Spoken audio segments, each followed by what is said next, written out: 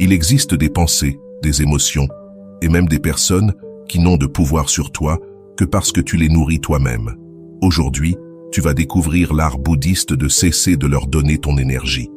Tu apprendras comment couper la rumination en 1 minute, comment arrêter de nourrir l'anxiété et comment te détacher de certains liens toxiques sans pour autant endurcir ton cœur. Parce que tout ce que tu n'alimentes pas perd de sa force. Et lorsque tu apprends à lâcher prise, ce qui entre dans ta vie, c'est la paix, le feu et la lénia. Pourquoi tes problèmes grandissent quand tu les nourris? Imaginez un feu allumé au milieu de la nuit. Si tu ajoutes du bois, il grandit, brûle et s'étend. Mais si tu cesses de l'alimenter, il finit par s'éteindre. C'est exactement ainsi que fonctionnent tes pensées, tes émotions et même certaines de tes relations. Elles n'ont pas de vie propre, elles dépendent de l'énergie que tu leur donnes. Ce qui te consume aujourd'hui n'est pas seulement ce qui s'est passé, mais aussi tout ce que tu continues d'y ajouter avec ton attention, ta peur, ta colère ou ton souvenir constant. Le bouddhisme enseigne que la souffrance ne vient pas toujours de ce qui arrive, mais de la manière dont nous l'alimentons ensuite. Une parole peut blesser quelques secondes, mais si tu la retournes dans ta tête pendant des heures, elle devient un incendie. Un souvenir peut t'attrister un instant, mais si tu le répètes chaque jour, il devient une condamnation. Une relation peut être difficile, mais si tu continues à lui donner ton énergie alors qu'elle n'a plus de sens, ce que tu maintiens vivant, ce n'est pas le lien, c'est ta propre blessure. Alors je te pose une question. Qu'est-ce que tu nourris sans même t'en rendre compte? Un souvenir, une émotion, une personne. Peut-être le sais-tu déjà, ou peut-être le découvriras-tu en avançant dans cette réflexion. Mais retiens bien ceci. Tout ne mérite pas ton bois. Tu ne peux pas toujours empêcher quelqu'un d'allumer une étincelle dans ta vie, mais tu peux toujours décider de ne pas l'alimenter. Et ce pouvoir, tu l'as déjà, même si parfois tu l'oublies. Ce que tu alimentes dans ton esprit devient ton monde. Ton esprit est comme un jardin. Ce que tu plantes et arroses grandit, et ce que tu ignores se fane. Le problème, c'est que bien souvent tu arroses les mauvaises graines. Au lieu d'alimenter des pensées qui te renforcent, tu nourris celles qui te consument. C'est comme arroser chaque jour une mauvaise herbe en croyant que c'est une fleur. Dans le bouddhisme, on dit que l'esprit crée le monde. Non pas parce que la réalité disparaît, mais parce que la manière dont tu l'interprètes détermine la manière dont tu la vis. Si tu nourris des pensées de peur, ton monde devient dangereux. Si tu nourris des pensées de rancune, tout semble injuste. Si tu nourris des pensées de manque, même dans l'abondance, tu ressentiras la pénurie. Avant de continuer, si tu n'es pas encore abonné à ma chaîne YouTube, je t'invite à le faire dès maintenant. En t'abonnant, tu seras informé de toutes mes nouvelles vidéos, ce qui te permettra de ne rien manquer de contenu précieux. Ton monde extérieur ne change pas, mais ton expérience intérieure se transforme en prison. Souviens-toi de cette nuit où tu n'arrivais pas à dormir pour une petite préoccupation. En elle-même, cette situation n'avait pas tant de poids, mais ton esprit l'a répétée encore et encore comme un écho, jusqu'à la transformer en tempête. Et pourtant, le lendemain, tu t'aperçois qu'elle était insignifiante. Le problème n'était pas la situation, mais l'attention que tu lui avais donnée. C'est la même chose avec l'anxiété. Elle ne survit pas seule, elle a besoin de toi pour être nourrie de questions. Et si ça se passe mal? Et si je me trompe? Et si rien ne marche? Chaque question est un morceau de bois jeté dans le feu. Plus tu alimentes ce feu, plus il s'agrandit. Alors je te repose la question. Qu'es-tu en train de nourrir dans ton esprit? Un souvenir inutile, une émotion toxique, une personne qui n'est plus là? Parce que tout ce que tu nourris grandit. Et si c'est la douleur qui grandit, c'est parce que tu la soutiens toi-même. Mais dès que tu choisis de ne plus alimenter ce qui te fait souffrir, quelque chose de surprenant se produit. Cela s'affaiblit. Comme une conversation qui cesse de se répéter. Comme un souvenir que tu n'alimentes plus chaque jour. Comme une émotion que tu n'entretiens plus avec ta résistance.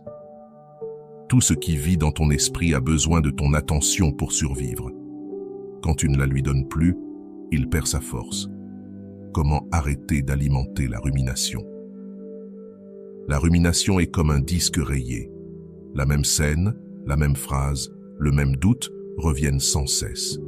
Peu importe que ce soit passé ou même que ça n'existe pas encore, ton esprit le revit comme si c'était présent.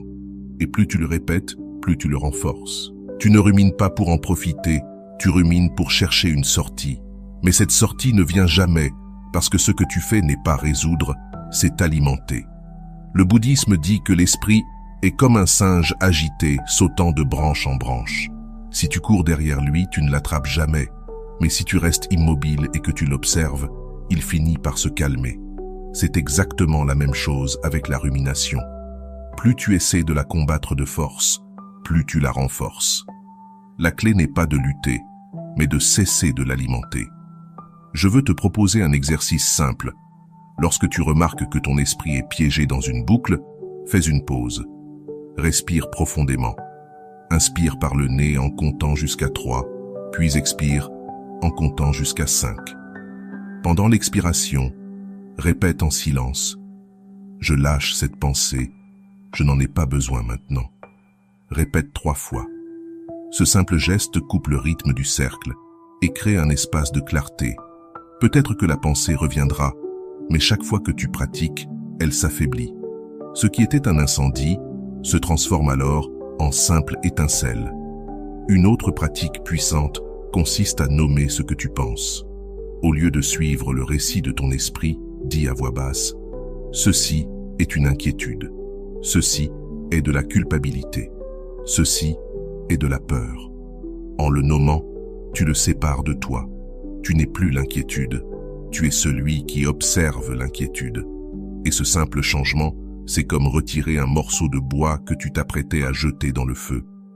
Alors je te demande une dernière fois, qu'es-tu en train de nourrir sans le savoir? Un souvenir qui te vole le sommeil? Une émotion qui t'emprisonne? Une personne qui ne fait plus partie de ton chemin? Souviens-toi, chaque fois que tu choisis de lâcher une pensée, tu choisis la liberté. La personne répond tout de suite, n'est-ce pas? Mais le problème ne disparaît pas pour autant. Ce qui change, c'est que tu ne donnes plus ton énergie à un scénario inventé. Ta paix ne dépend plus de ce que fait l'autre, mais de ce que tu décides d'alimenter à l'intérieur de toi. La rumination va toujours tenter de revenir, car c'est l'habitude d'un esprit anxieux. Mais chaque fois que tu l'interromps par la respiration, par le fait de nommer ce que tu penses, ou en répétant une phrase ancre, tu la prives de nourriture. Et ce que tu n'alimentes pas s'éteint peu à peu. Alors, la prochaine fois que tu sens ton esprit tourner en rond, ne te demande pas comment l'arrêter. Demande-toi plutôt, veux-tu continuer à jeter du bois dans ce feu ou veux-tu le laisser s'éteindre? Cette seule question suffit à changer la direction de ton énergie. Ne pas nourrir la colère. Répondre sans rester piégé. La colère est l'un des feux qui grandit le plus vite quand tu l'alimentes. Il suffit d'une étincelle pour que tout s'enflamme. Un mot inattendu, un regard mal interprété, une injustice face à laquelle tu penses ne pas pouvoir te taire. La colère surgit en quelques secondes, et si tu la nourris, elle peut t'accompagner des heures, des jours, voire des années. Ce n'est pas l'offense en elle-même qui détruit ta paix, mais le temps que tu passes à la répéter dans ton esprit, à la revivre encore et encore, comme si tu pouvais changer le passé. Le bouddhisme enseigne que la colère est comme un charbon ardent. Si tu le tiens trop longtemps en pensant le lancer sur quelqu'un, la première personne qui se brûle, c'est toi. Et souvent, ce charbon n'atteint jamais l'autre. Mais toi, tu es déjà couvert de cendres. Une histoire illustre parfaitement cela. Un homme insulta Bouddha devant tout le monde, espérant le provoquer. Bouddha le regarda avec sérénité et dit « Si quelqu'un t'offre un cadeau et que tu ne l'acceptes pas, à qui appartient ce cadeau ?» L'homme répondit « À celui qui l'a offert. » Alors Bouddha conclut « Je choisis donc de ne pas accepter tes insultes, elles restent à toi. Voilà l'essence de ne pas nourrir la colère, se rappeler que tu n'as pas à accepter tout ce qu'on te lance. Imagine, par exemple, qu'un conducteur te coupe la route. Tu ne le connais pas, tu ne le reverras jamais. Pourtant, tu peux passer toute la matinée en colère, racontant l'incident à tous ceux que tu croises. Qu'as-tu fait? Tu as nourri cette petite étincelle jusqu'à la transformer en incendie. L'autre a continué sa route, Mais toi, tu es resté prisonnier du feu. C'est la même chose dans les relations proches. Une dispute avec ton partenaire ou un membre de ta famille peut commencer par une simple broutille et finir en bataille rangée. Bien souvent, ce qui prolonge le conflit, ce n'est pas ce qui a été dit, mais l'orgueil de ne pas vouloir lâcher prise. Le feu brûle parce que chacun continue d'ajouter du bois, une critique, une réponse sèche, un silence lourd. Si l'un des deux cessait d'alimenter la colère, le feu s'éteindrait de lui-même. Alors pose-toi cette question. Qu'es-tu en train de nourrir sans t'en rendre compte? Un souvenir, une émotion, une personne. Si tu réalises que c'est la colère, retiens ceci. Elle ne disparaît pas avec plus de colère. Elle disparaît quand tu choisis de ne plus la nourrir. La pratique est simple mais puissante. Quand tu sens la rage monter, respire profondément et dis-toi en silence « Je ne ramasse pas ce charbon ». Répète-le 3 fois en relâchant les épaules et en détendant ta mâchoire. Ce geste interrompt le cycle avant qu'il ne devienne incontrôlable. Peut-être que l'autre continuera à parler, peut-être que la situation ne changera pas immédiatement. Mais en toi, il n'y a plus de feu, il y a de l'espace. Ne pas nourrir la colère ne signifie pas être passif ou laisser les autres te blesser. Cela signifie répondre avec calme au lieu de réagir avec rage. Cela signifie poser une limite ferme sans crier, savoir se retirer quand rester ne ferait qu'alimenter le feu. Ce n'est pas de la faiblesse, c'est une force contenue. Et cette force transforme ta vie. Souviens-toi, la colère est un feu qui consume d'abord celui qui l'alimente. Chaque fois que tu choisis de ne plus y jeter de bois, tu te sauves toi-même. Et tu découvres peu à peu que ce qui te paraissait une flamme impossible à éteindre n'était en réalité qu'un charbon qui avait besoin de ton attention pour continuer à brûler. Ne pas nourrir la culpabilité ni la peur du regard des autres. Il existe d'autres feux plus discrets qui ne s'allument pas par une insulte ou une dispute, mais en silence, à l'intérieur de toi. La culpabilité et la peur du « qu'en dira-t-on » sont 2 braises qui semblent petites, mais si tu les nourris, elles peuvent brûler des années. Elles ne font pas de bruit comme la colère, mais elles te consument lentement, comme un incendie souterrain. La culpabilité naît quand tu penses ne pas avoir donné assez, quand tu crois avoir échoué à quelqu'un, ou encore quand tu choisis de prendre soin de toi et qu'une voix intérieure murmure « Tu es égoïste ». La peur du regard des autres, elle, vient de la même racine. La peur de ne pas être accepté, de ne pas être à la hauteur de leurs attentes. Chaque fois que tu répètes ces phrases dans ton esprit, chaque fois que tu agis pour plaire, tu ajoutes du bois à un feu qui ne sera jamais rassasié. Le bouddhisme enseigne que la véritable compassion commence toujours par soi-même. Si tu te détruis pour porter les autres, ce n'est pas de la compassion, c'est de l'attachement déguisé. Et si tu vis pour l'opinion des autres, tu ne vis pas ta vie, tu vis la leur. La culpabilité et la peur du regard des autres ne s'éteignent pas par plus de sacrifices, mais quand tu arrêtes de les nourrir avec ton attention. Imagine que quelqu'un proche de toi te demande quelque chose que tu ne peux pas donner. Tu dis non et immédiatement la culpabilité apparaît. J'aurais dû céder, peut-être qu'il avait plus besoin que je ne le pensais. Cette culpabilité est une étincelle. Si tu la répètes sans cesse, elle devient incendie. Mais si tu respires et te dis « j'ai mis une limite parce que je me respecte aussi », l'étincelle meurt là, car tu ne l'as pas nourrie. Avec la peur du regard des autres, c'est pareil. Pense au nombre de fois où tu as agi, non pas parce que tu le voulais, mais parce que tu craignais ce qu'on penserait de toi. Tu as publié quelque chose, pris une décision. Tu t'es tu, uniquement pour protéger ton image. Chacun de ces gestes est un tronc jeté dans le feu. Et à la fin, tu ne vivais plus ta vie, mais celle des autres. Le jour où tu choisis d'agir selon ta propre vérité, ce feu s'affaiblit. Car l'opinion des autres ne brûle que dans ton esprit, si toi tu l'alimentes. Alors pose-toi la question. Qu'es-tu en train de nourrir sans le savoir? Une pensée, une émotion, une personne? Si tu vois que c'est surtout la culpabilité ou la peur du jugement, alors cette leçon est pour toi. Demande-toi, ce que je pense maintenant m'approche-t-il de la paix ou m'en éloigne-t-il? Si cela t'en éloigne, ne l'alimente plus. Fais un exercice simple. Chaque fois que la culpabilité surgit, répète en silence « Je choisis la paix, pas l'égoïsme ». Chaque fois que la peur du regard des autres apparaît, dis-toi « Je n'ai pas besoin d'approbation, j'ai besoin de cohérence ». Ces phrases sont comme des seaux d'eau sur le feu. Elles ne l'éteignent pas d'un coup, mais avec constance, la flamme perd sa force. Rappelle-toi que la culpabilité et le jugement des autres ne sont pas des ennemis extérieurs, mais des incendies intérieurs. Et leur seul combustible, c'est ton attention. Si tu cesses de les nourrir, tu verras qu'ils s'éteindront peu à peu. Et à l'endroit où brûlait le doute, commencera à pousser une certitude. Ta vie ne peut être vécue qu'à partir de ta vérité et non de la voix des autres. Cessez de nourrir les relations qui drainent ton énergie. Il y a aussi des relations qui, au lieu de t'apporter du calme, te consument. Certaines personnes, consciemment ou non, deviennent un feu permanent dans ta vie. Et au lieu de t'éloigner, tu continues d'y jeter du bois. Plus d'attention, plus d'énergie, plus d'efforts pour changer ce qui ne veut pas changer. Le résultat est toujours le même. Tu finis vidé.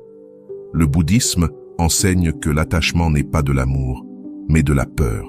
La peur de perdre, la peur d'être seul, la peur de ne pas être assez.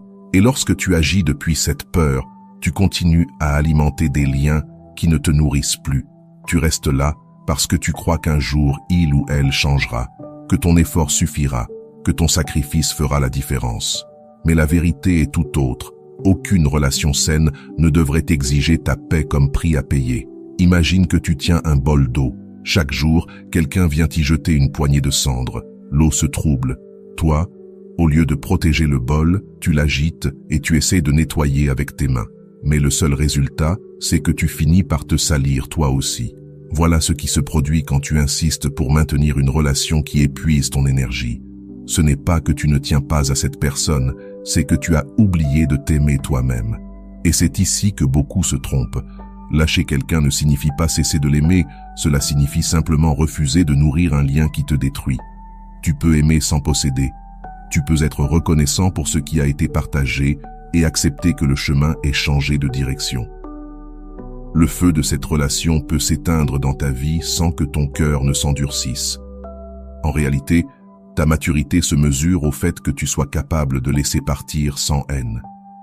Parfois, ce que tu continues à nourrir n'est pas une personne, mais une relation déjà brisée, un souvenir constant de quelqu'un qui n'est plus là.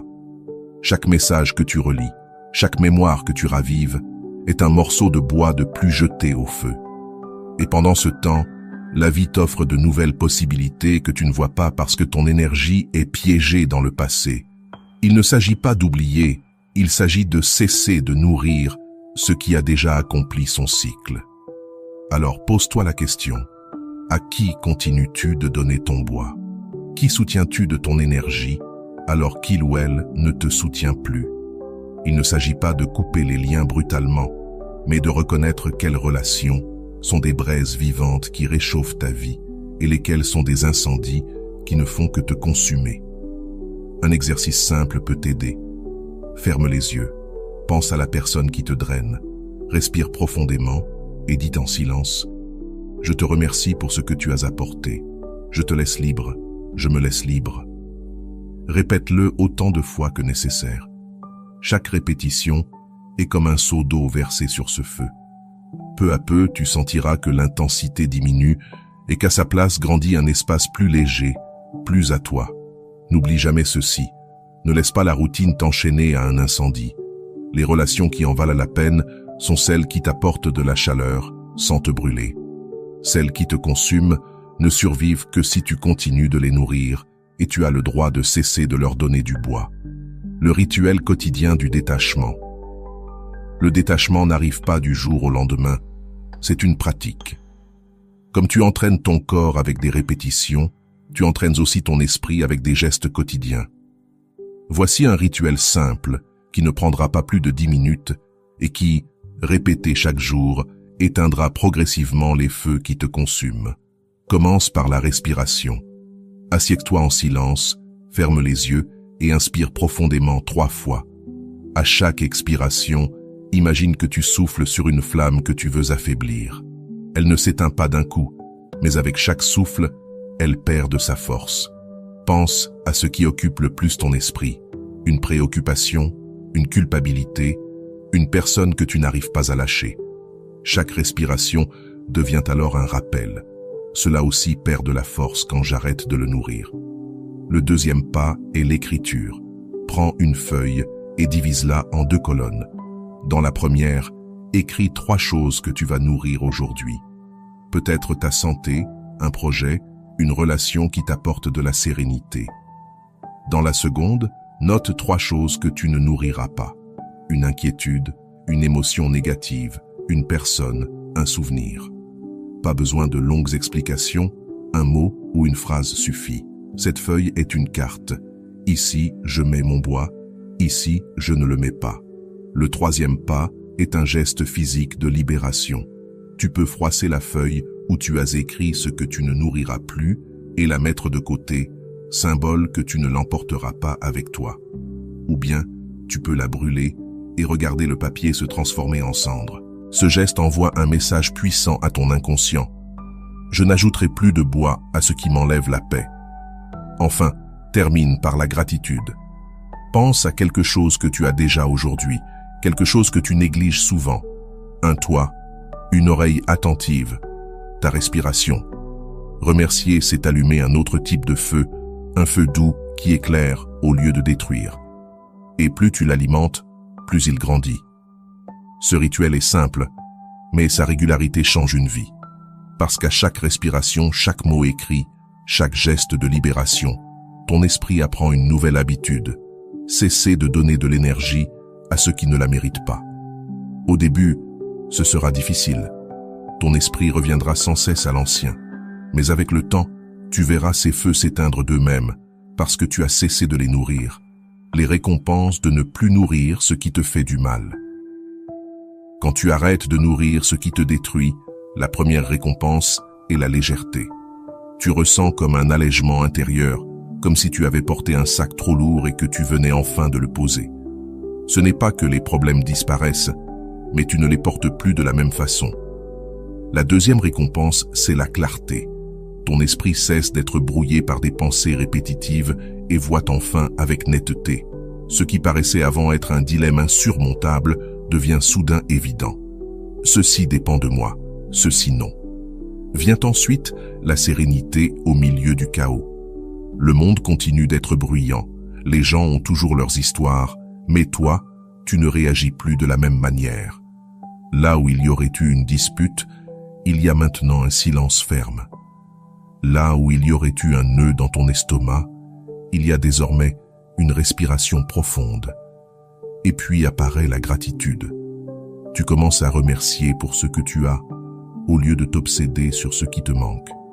Tu es reconnaissant envers ceux qui restent, mais aussi envers ceux qui s'en vont, car tu comprends que chacun a joué un rôle sur ton chemin.